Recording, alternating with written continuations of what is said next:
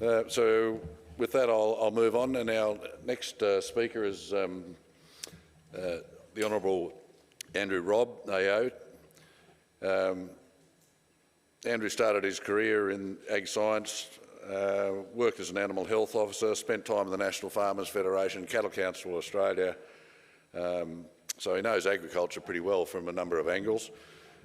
But his role as a minister through 2013-16, where he negotiated quite a number of free trade agreements, is something that makes him stand out, I think. So we've asked him to put those experiences together and talk about the role of live exports and agriculture more generally in Australia's international relationships in the current geopolitical climate. So a big task, a wide-ranging thing, but very much something he can do. So I'd really like to welcome Andrew.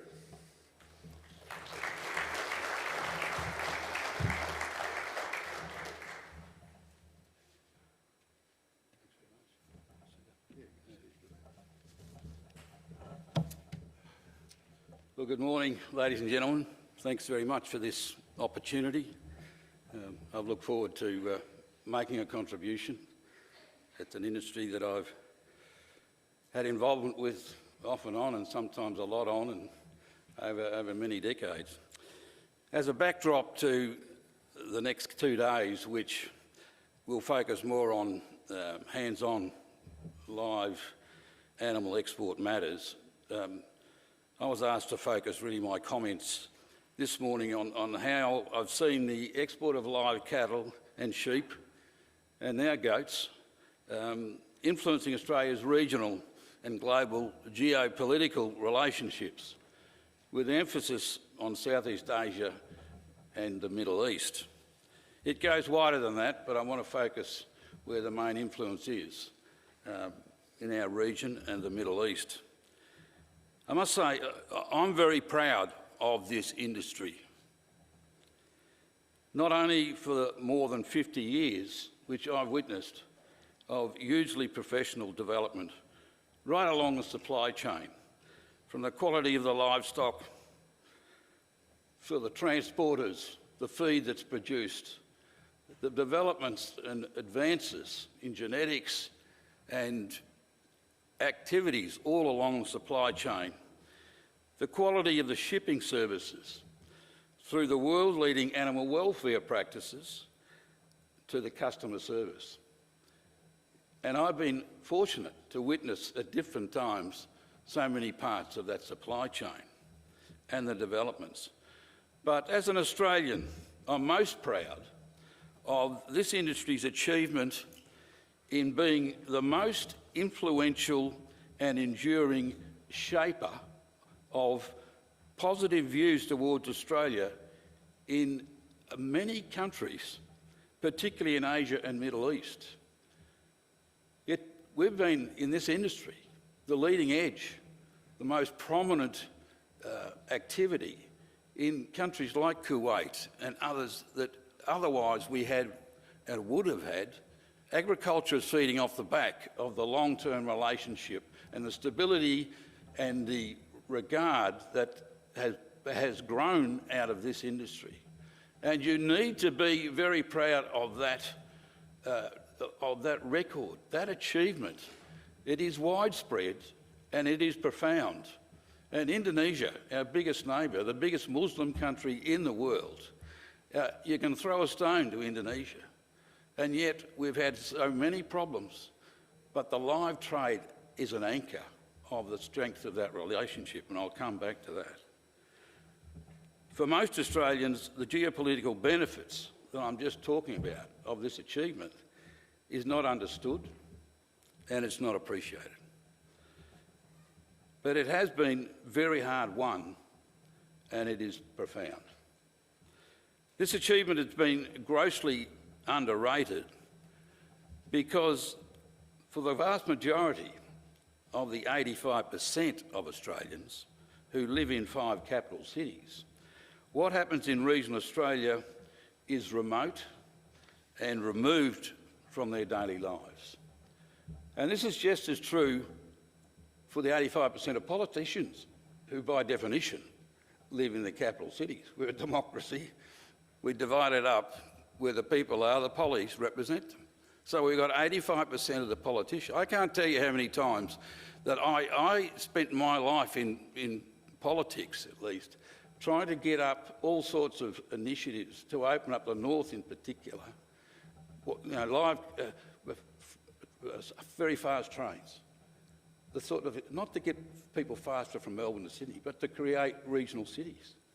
We've got these huge 5 cities who've got no sense of understanding in the main. It's not their fault, it's just they're getting on with life. They don't see it, they don't know it.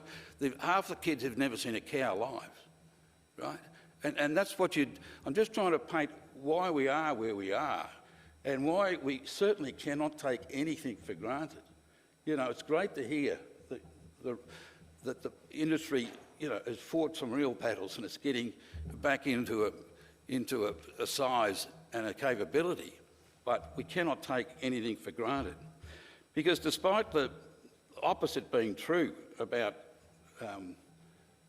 how it does have a personal consequence for people in the cities, the remoteness means that most Australians, they see no personal consequence from the huge economic contribution and from the geopolitical achievements.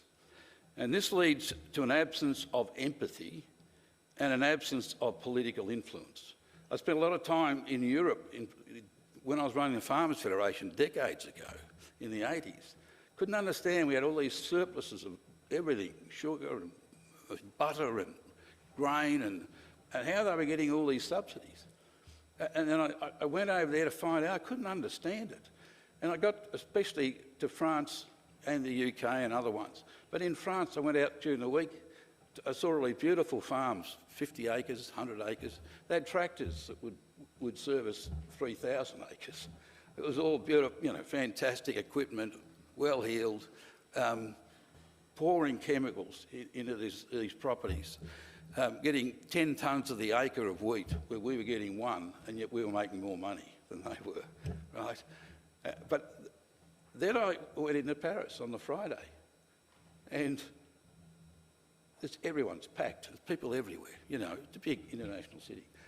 The next day, Saturday, I'm still in Paris, and I'm looking, where is everybody?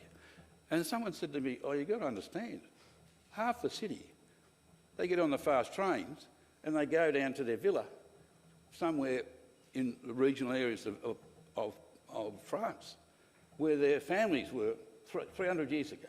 And they mightn't have a farm or anything, but they've got a little villa. They go down in a village, have their cheese and brickies, nice drop of wine.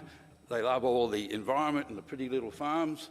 And when they get back to the city, you've got half of Paris full of people so full of empathy with regional France that it's very difficult for the government to move without accommodating, you know, the wishes of half the people in Paris. We have not got any of that. We've got 50% first and second generation. It's not a criticism, it's a fact. We're one of the most urbanised countries in the world, yet despite our size, 85% in 5 capital cities, but more particularly 85% of the politicians. They'd pat me on the back all the time, oh, great idea, Andrew, you need a fast rail, you need infrastructure up the north, you know, you need better ports, you need container ports up there so we can do value-added stuff, you know, all this sort of stuff. That's a great idea. You've got to keep talking that up. We get to the budget, they vote for another tunnel under their electorate, somewhere in the city. Reconfiguring cities with tens of billions of dollars of money on reconfiguring transport systems that were never designed for a city that's now got 7 million people. Same with Melbourne. It's happening in Brisbane. You can see here, I saw a lot of stuff coming out after the live sheep. I saw a lot of I'm in Sydney, but I saw a lot of coverage and I think, oh, this might work. We might see the people in the city in Perth, they're closer to the action. They might see a personal consequence when they got to vote. You tell me, I'm better than I know. You know, how many voted because of what was done to the live sheep? They saw no personal consequence, even when they're this close to the action. So how can we expect cities that are so far removed and feel remote from it? I suppose that's my backdrop to what we're doing. And I just want to explain from a geopolitical point. A lot of you here know a lot more about from an Australian economic point of view, but from a geopolitical point of view, why it's in Australia's interest, why there is a personal consequence for all our colleagues and friends and other Australians in the cities in particular. Your industry in Western Australia knows the lack of empathy and misplaced political opposition only too well. The decision of the Western Australian government to ban exports of live sheep will have profound harm, I can tell you. I've been there, I've worked in those regions, I've sat up in ambassadors' offices in Kuwait, you know, in Israel many times, in other parts of the country, and the talk there is about the live sheep and what it does for their cultural practices. It's significant. It then flows into their attitude towards Australia in a most profound way. And who understands, who appreciates that? Very few people, very few people. So this is going to have profound harm, not only to Western Australia, but to Australia's long-standing influence and respect in volatile countries within our region. We've been able to maintain strong, trusted, respected relationships in very volatile parts of the world because of the live sheep and cattle trade. It is a selfish, destructive act of opportunistic politics, an act of stupidity and self-harm for Western Australia. I've witnessed the growth and impact of live cattle and sheep for over 50 years. As an agricultural economist in the late 70s, I observed the heavy-handed, thuggish attempts to stop the live sheep trade because the union movement claimed it was eliminating their abattoir jobs. Now, the unions were outsmarted by the growers, by the farmers, and lost that illegal action. It was illegal. And history shows the unionists' claims to have been totally misguided. The live sheep exports actually increased farmers' returns, increased investment in the sheep industry across Australia, southern Australia in particular, which increased flocks and which actually increased sheep and lambs going to slaughter. Both boats rose, not the kind of pun, but we saw an advantage in the abattoirs as well as we saw the money flowing from the type of sheep and the stage of a lot of the animals that were being exported. In the early 80s, I was Executive Director of the Cattle Council of Australia. I well recall the loading of cattle off the beach in Central Coast of New South Wales, very early days. The industry has been massively transformed over subsequent years and decades, to the point where in this century, cattle are putting on weight during the sea voyage. I tell you, I was an animal health officer for 5 years. Stressed cattle don't put on weight. Stressed cattle do not put on weight. And yet you listen to the activists rants and raging about animal welfare issues. They got no idea and they don't want to listen. They don't want to know. But they're there and they're funded heavily from New York and London. I know that. We're a nice, small country with a strong legal system. They can have a field day here. Adani spent $1 billion on legal actions over 7 years to get a coal mine up in Queensland because of the activists. None of the money came from Australia. It was pouring out of New York and activist groups in London and other places around the world. This is what you're fighting. It's not local, it's global. And you've got to understand and you've got to do your best to see what might be coming around the corner and act decisively. But put weight on the 85% of politicians in particular who live in the capital cities in Australia. The industry came under major attack again when the Gillard government illegally banned live cattle exports from Australia to Indonesia on the 8th of June 2011. And I know it's illegal because at my stage of life, I'm back involved with the industry. I'm a trustee of the Australian Farmers Fighting Front. I set it up with Ian McLaughlin in the 1980s when we had a huge win in the Mudgeonbury abattoir dispute in Kakadu National Park, and we ended up with a lot of money. We won that, and we won damages, first time against a union, taking stupid and illegal action against industry. And we put it into a fund, and it's been there for industrial actions across agriculture. And then when I left politics, I got made a trustee, which I was proud to do. And here's the case against, we marshalled the class action. This is, I get so cross. I shouldn't have mentioned this because I'll say things that might, I'll end up in court myself. But this action, I've been involved in other class actions, not as an advisor. And most of it nothing to do with agriculture. The really big ones, they ended up in 3 years, 5 years. This one has been going 11 years. 3 years ago, we actually won the case. So it took 8 years to win it. They pulled every trick in the book, the lawyers out of Attorney Generals. They had 22 discoveries, what's called discoveries.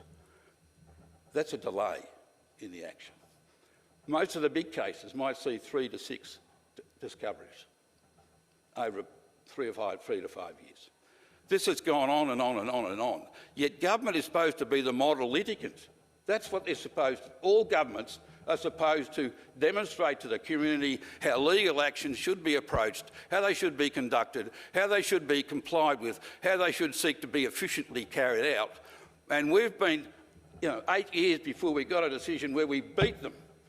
But in that time, I saw, because I've got friends and family in some of these areas, they're taking their lives. So many suicides, so many broken families. I go in this room this morning, I had to leave. I'm looking at feed growers and transporters, and I know they got hit more than most. Their business gone. Businesses bankrupt, small businesses, medium businesses. The big ones, I've been on Gina's cattle boys for 7 years. The bigger ones, they suffered, but they can get through it. It's the small and medium business that makes up the core of agriculture in Australia. They're the ones who suffered. And there's a government who's delayed by their very action. We won 3 years ago, and still this government is delaying again everything along the way to try and get what are the numbers that are going to be compensated. We're talking hundreds of millions, $600 million you're owed. You're not going to see it if it keeps going like this. They are wearing everyone down, including the judges. Right? And Albanese said he'll put someone in charge who can really fix it. Well, I got contacts in the legal system. And I said, what about this person who's been put in charge? They said, she's a killer. You want to stop something? She's the one. Here we are. So this, again, mirrors what I'm saying about the 85%. If they see no personal consequence and they only see advantage playing to certain groups, activists and others who are blindly sympathetic to the arguments put up, the falsehoods that are presented to them daily in the paper and online now, it's just, you get a government that sees, like Western Australia, an opportunity. Opportunistic with no price, no cost to them in votes because people don't understand. And they feel, gee, that doesn't sound too good. Is that what they're doing? No idea that cattle don't put on weight when they're stressed, and yet they're putting on weight on the voyage. I didn't mean to enter that one at this stage, but we're not even there yet. I don't know when that's going to be resolved, but most of the people most hurt, the damage is done. And if they're with us still, there'll be some compensation, but it won't change. Their lives are changed. Their lives have been changed forever, forever. So we had the ban. Let me get back to the regional impact. Indonesia has long relied heavily on Australian feeder cattle to stabilise beef prices for their 286 million people, creating deep supply chain interdependence. And that's given Australia a stabilising role in Indonesia's food security. That's not a small issue for a country that size, to be able to contribute in a very significant way to stabilise food security in our biggest neighbour. In turn, Jakarta has seen Australia as a trusted food partner which enhances cooperation in defence, in maritime security, in counter-terrorism, in regional diplomacy. All these side effects where you get a government who comes and joins forces with us to solve other problems, totally unrelated to your business. But you create a trust, you create mutual respect between two countries. And life hinges on mutual respect. Relationships hinge on mutual respect. And that's what you're doing with providing long, reliable, good quality, ever there food support for that country. And we benefit in all sorts of other ways. Indonesia saw the ban as abrupt, unilateral, without consultation, and unwarranted. As a result, they cut our quota, you know all this, seriously reduced our market share, and we had been providing over half Indonesia's feeder cattle imports, and they increased the buffalo from India. The diplomatic climate and trade levels did not improve materially until there was a change of government. Tony Abbott came to office. The incoming government made repairing the trade relationship with Indonesia a very high priority. So much so that as the new Minister for Trade and Investment at the time when Tony came to office, I spent my first week, the whole week, after I'd been sworn in, I got on a plane to Indonesia seeking to amend the trade relationship. When I got there, the issue had remained red hot for the Indonesians. And it was made very clear to me Indonesia's continued disbelief that we could inflict on our nearest neighbour without even a phone call, first up. Okay, so a lot of phone calls later. Such a profound impost that denied them such reliable food security support and inflicted a lot of disruption, which again, the disruption here that I just talked about across the supply chain is mirrored over there. They've got the same thing. The supply chain at the other end has so many Indonesian businesses.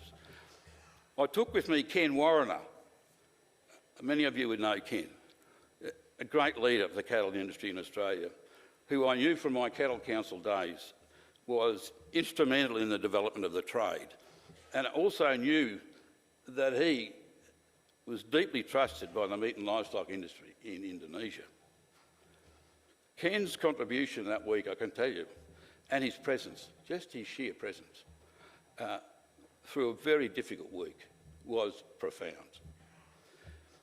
Even then, so don't ignore, you can have people like me there doing what I do, but don't ignore the need in a lot of these problems and things to have people from your industry who stand tall, who've got some gravitas, who've done the hard yards, who know your business and can talk to people, other people, bureaucrats and other politicians and whatever, who can talk to them in a most effective and genuine way and a knowledgeable way. It's the combination.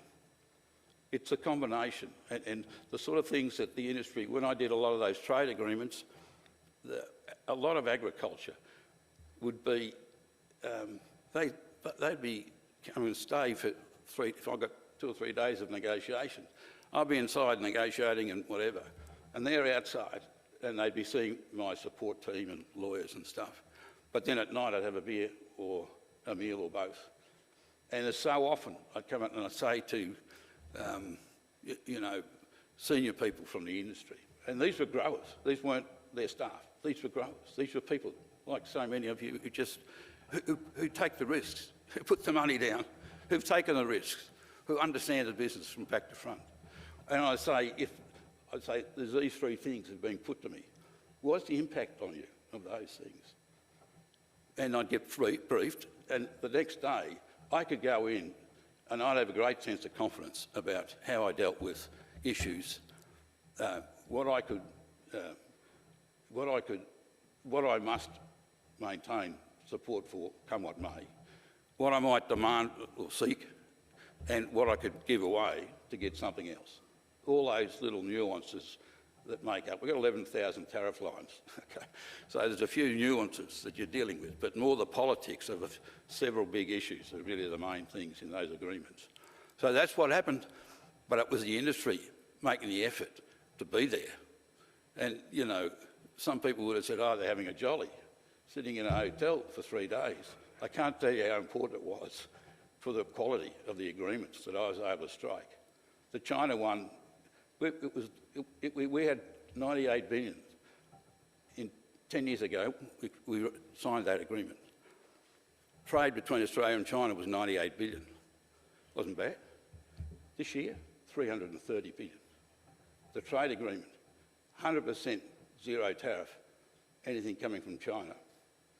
And that's, but anything going from Australia into China, 98.7% zero, when the average tariff with the rest of the world is close to 20. That's the advantage with the second biggest economy in the world. Right? These are the things we can achieve, but a lot of that was informed. My ability to strike a lot of those things and have critical ones agreed to was because of the contribution that the industry made and briefed and did over a beer, right, in a foreign city. Even the repair of the bilateral relationship, it took a full week of meetings. Large and very angry, they're so angry, I couldn't believe, they're angry and sceptical. They're so sceptical. You know, like I see in Darwin for decades, people sceptical that all these big promises are going to come to pass because they never do. And I've got a big project, $120 billion one going, putting a container port in Queensland at Gladstone at the moment, and a rail line down to the border. It's a $20 billion project. I'm working with some guys, all privately funded, because there's been so many government proposals to open up that whole magnificent region with the proper infrastructure. Every one of them's fallen over because politics, government money into the regions never lasts. So much of it, you know, big proposals, they get stymied when the budget comes along. Who do we cut? Oh, that one goes, that one will delay it. But not cuts, of course. It's delayed, just indefinitely, but they didn't put that word on the end. So we face this angry and sceptical representation.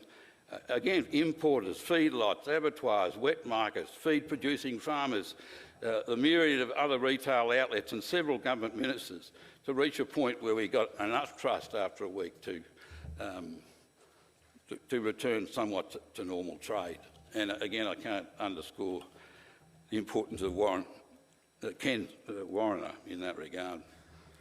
This was achieved with our continuing support and insistence on SCAS. It was a no-go zone from my point of view. I feel if you've got animals, you treat animals properly, they grow well. If they're happy, you're going to do well out of it. And SCAS to me is a very, and now we've got a reputation around the world, and now it's a big part of people's view of the governments of some of these countries, of Australia, that we are teaching them about their people, about good animal practice. And it means, that the animals are more productive and everyone feels better about what's happening. So it's become a real plus for us. So we're able to do that whilst emphasising stability for our importers and exporters alike, which again was reported on this morning. During my time as Trade and Investment Minister, my Middle East engagements with Kuwait and Jordan and Israel and the UAE countries brought home to me the reliance of these countries on Australian live sheep and goat in particular for cultural, religious and sometimes seasonal reasons, especially during Ramadan and Eid. This has created enduring diplomatic goodwill and has positioned Australia as a trusted agricultural partner, not just a live sheep partner, but trusted agricultural partner more broadly in the region, marked by great power competition. A lot of competition from the great powers to influence these countries. We're in there year in, year out, decade in, decade out, with this anchor of live sheep and now goats in some places. And it's created a relationship which again helps other part of agriculture, but also other things we want to talk to those countries about unrelated to agriculture. Australia was identified in that. I can tell you, it is a reliable partner. It's seen as a reliable partner, ensuring the success and enjoyment of hugely important cultural and religious events. Our trade is seen as a long-standing symbol in these countries of mutual respect.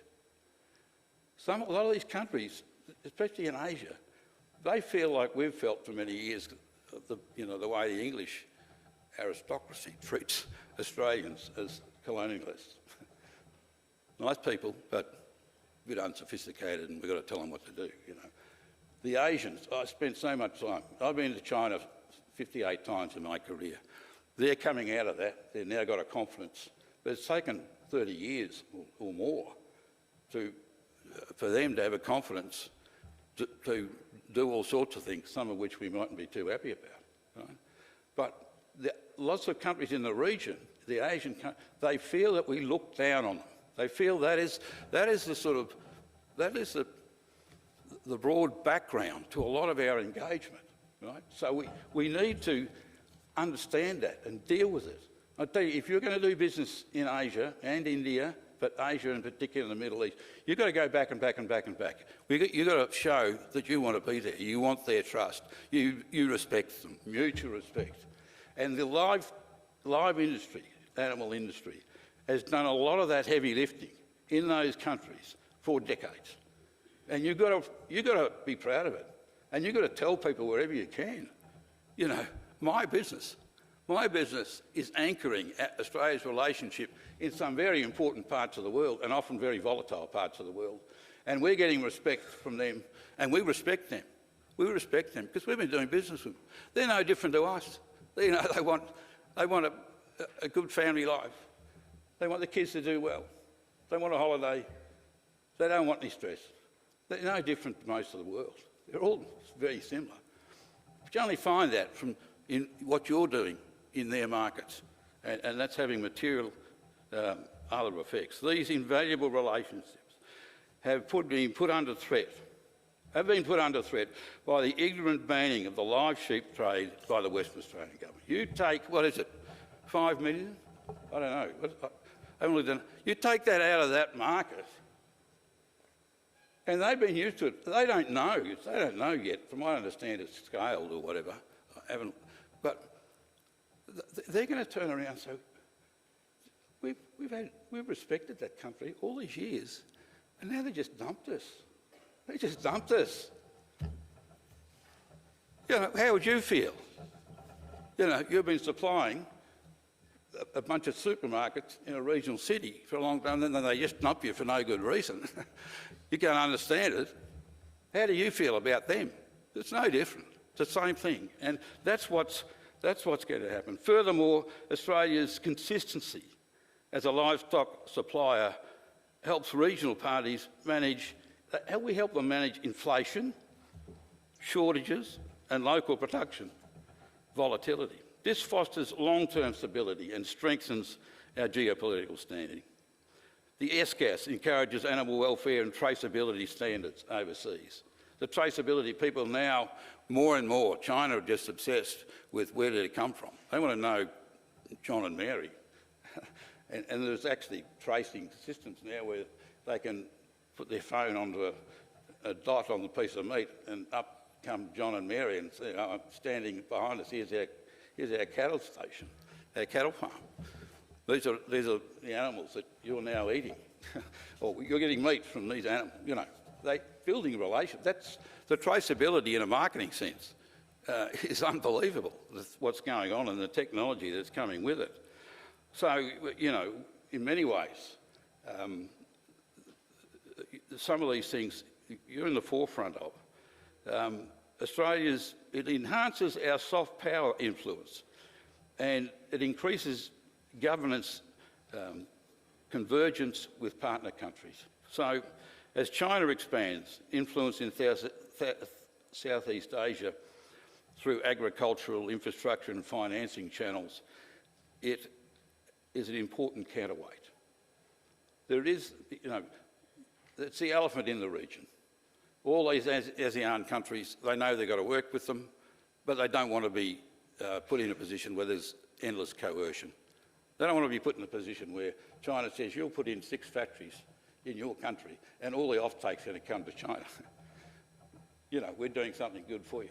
They don't want to be in that situation. That's starting to... So you need a counterweight. That's why we need the US. You know, Trump's got to wake up to himself on this. You know, we need a counterweight. The Quad agreement, that's an agreement, security agreement, started in 2017 between Australia, Japan, India and the United States. An alliance which provides a deterrent. You build on that, that's an elephant in China. We can't do anything about that. We can't do anything about their military. They'll build what they want. They don't want another 200 years of the embarrassment they've had in the last 200. And they're the top trading partner for 174 countries. So they've got a responsibility to look after all that business. So they will build a military to whatever side. No one's going to stop them, the US and no one. They'll be the elephant. But what we need, and I say this to their ambassador, I'm not going to lecture you for a second about your military, but don't lecture me about the Quad, because that'll be a deterrent. That's the best way of keeping peace. You have one elephant, you build another one. Ours happens to be an alliance of all those countries. We're all democracies. We've got values very similar, and we can be an alliance so that peace prevails forever, for a long time. I don't know, not forever. For a long time we can get peace. Now, that's where what you're all doing. It's a regional thing. The ASEAN countries, they don't want to have, they want the US there as a balance. They want that Quad as a balance. They want India as a balance. India's got 2,000 kilometres of border with China. They know China. They've known them for centuries, right? And India, we need to maintain and support, not put 54% tariff on them from the United States. This is madness, you know. So this, but you've got to remember what you're doing in Vietnam, you know, in Indonesia, in Malaysia, in all these countries. They're our friends, and they want to grow. They're all opening up for the first time really in history. All the trade agreements and everything they're doing, it's just fantastic. They're like going to China 15 years ago.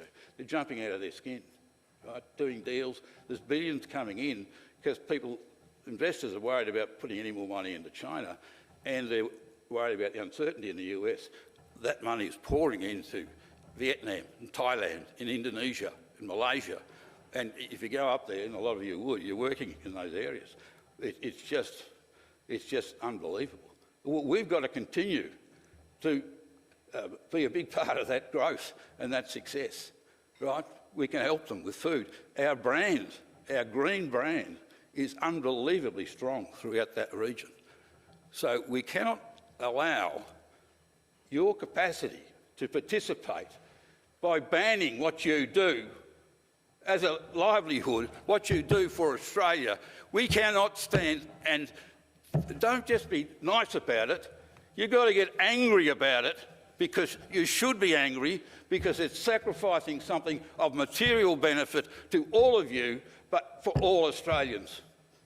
And they have to know about it, and they don't know about it. So unless you, some of you, stand up and make a nuisance of yourself, then I think, what are they doing all that? Oh, that might be a good point. I've never heard that before.